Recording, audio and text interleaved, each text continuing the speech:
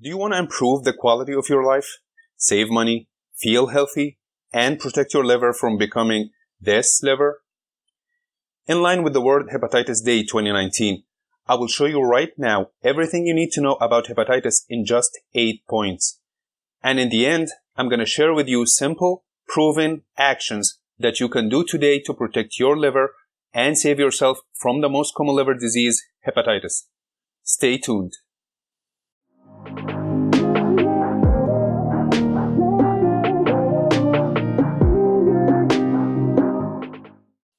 Welcome to Wellbeing Toolkit, empowering you with the right tools to apply, achieve, and upgrade your life. And if you're new here, consider subscribing. I remember when I got my hepatitis A. I was a kid playing football with my friends in the weekend. Then suddenly I stopped and went home without saying a word. My dad was surprised as it never happened before for me to quit playing so early in the weekend. So he asked me what's wrong. I explained that I was playing. Then I got this sharp pain in my abdomen that lasted for a few seconds. Then I came. He was a physician, so he examined me and gave me a pill, which I vomited afterwards. Then he took me to the hospital and that was it. I was diagnosed with hepatitis A and I was looking at a month to be completely cured. And the treatment plan involved pills, which I wasn't used to, or at least not that quantity. It involved taking intravenous salines throughout the day, which was both irritating and boring to be handcuffed to the saline hanger for 30 minutes. I was also supposed to have a different diet than my family. No grilled stuff, no eating from outside, lots of salad and vegetables, and 3 glasses of pure honey, which was too strong for me as a kid. And finally, the heartbreaking item in the list was not to play, run, walk, or do anything that exhausts my liver. Even computer games and TV were forbidden. So I used to sit beside the window and watch my brothers and friends play and have fun.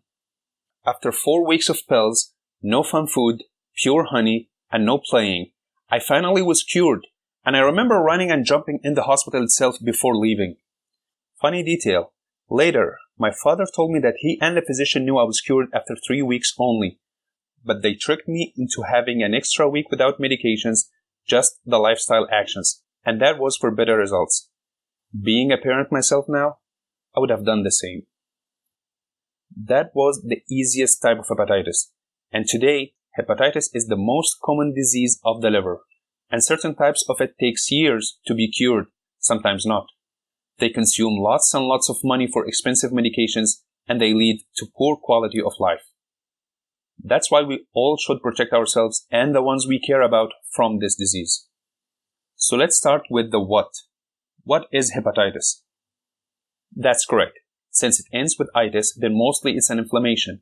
And hepat is liver in Greek, so it means an inflammation to the liver, the original and well-functioning one we have since birth. This inflammation could develop rapidly, forming an acute hepatitis, which is the case in few types, or it could take years to develop, forming a chronic one, which is the case in other types. Which leads us to the types of hepatitis. We have 5 types named A, B, C, D, and E. By the way, memorizing these letters will teach you the types and the most common causes of hepatitis. We'll get to that in a few seconds. So how should I know or at least suspect I have hepatitis? You gotta check the following symptoms and signs.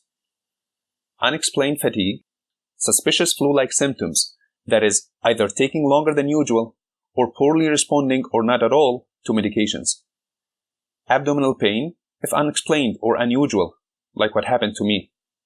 Unexplained weight loss, loss of appetite, dark urine, pale stool, and yellow skin and eyes.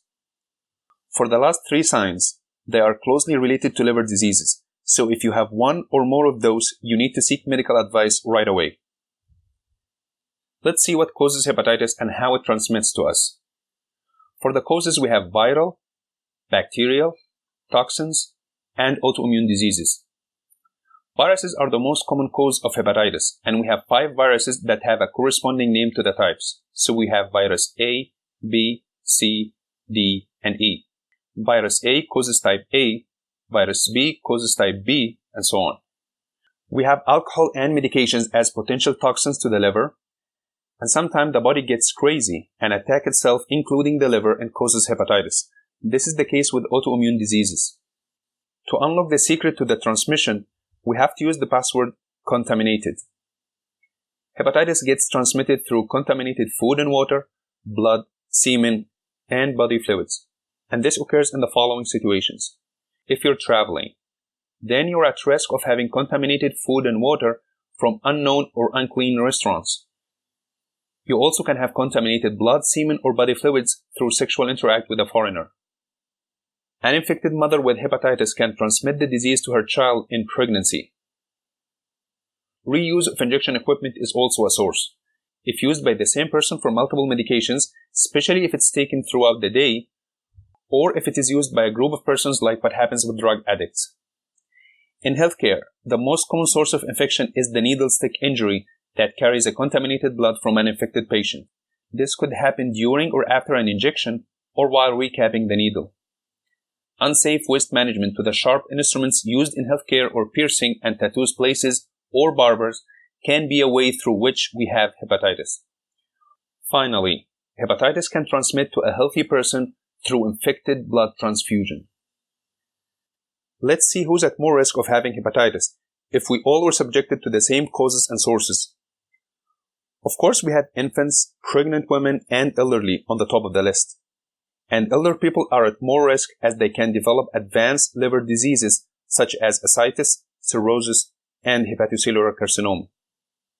We also have a special group of people who are at high risk. Those are the ones with a co-infection situation, meaning having more than one infection in the same time. This could result from having hepatitis B and human immunodeficiency virus, also known as AIDS. This combination accelerates the formation of complications such as cirrhosis and hepatocellular carcinoma. They also lower the response to treatment. Another combination is type B and D, which can happen at the same time with good prognosis, or as having type D on top of existing type B, and this one has bad prognosis. Also, we have type B and C, and type B and tuberculosis, and both have poor prognosis. Another group is the one called PWID, or persons who inject drugs. End-stage renal disease patients are also at high risk. And finally, healthcare personnel. And this includes all of them, from physicians, nurses, technicians, admins, and janitors. Hepatitis, especially B and C, could complicate to being chronic for life, to liver cirrhosis, which is a scarred liver, or to liver cancer. So how to manage hepatitis? Let me tell you first that by management, I mean diagnose and treat.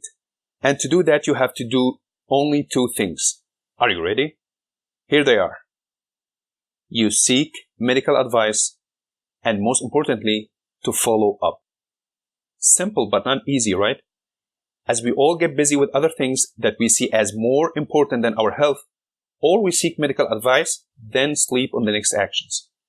So, if you're experiencing one or more of the symptoms we mentioned earlier in this video, or if you came back from traveling to an endemic area with hepatitis, or if there was a hepatitis outbreak in the restaurants you ate in, or the salon you went to for piercing or having a tattoo, or if your partner is currently diagnosed with hepatitis, or if you had sexual contact with an infected person, if one or more of the above situations happened, then you must seek medical advice and follow up on the examinations, labs, medications, and lifestyle changes advised by the physician. So from my story in the beginning, maybe you don't want to be limited with options in your life or work, or maybe you don't have the financial abilities to pay for medications. Then I will share with you right now what you can do to lower or even eliminate the chances of having hepatitis so that you can enjoy your life and save your money.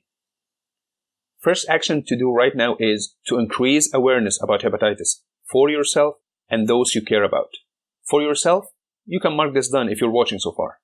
For others, you better share this video and others like it with at least 3 of your family, friends, or colleagues and tell them you care.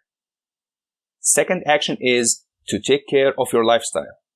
I have a couple of do's and don'ts for that matter. Don't share your toothbrush or your razor. Don't use the same needle or syringe more than once. And don't touch unknown blood or body fluids that may be contaminated with hepatitis. This mainly happens in first aid situations. For the do's, make sure to have and eat clean food and water by either buying or eating in a known healthy place. limit the use of the unnecessary medications, especially if it's not prescribed, or you can consult your physician if you need to.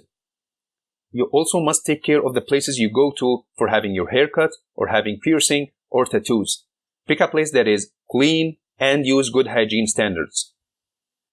If you drink alcohol, then studies shows that alcohol intake more than 20 to 30 grams per day increases your chances of having cirrhosis. In other words, more than 4 standards drink for men and 2 for women is bad for your liver. Third action is counseling.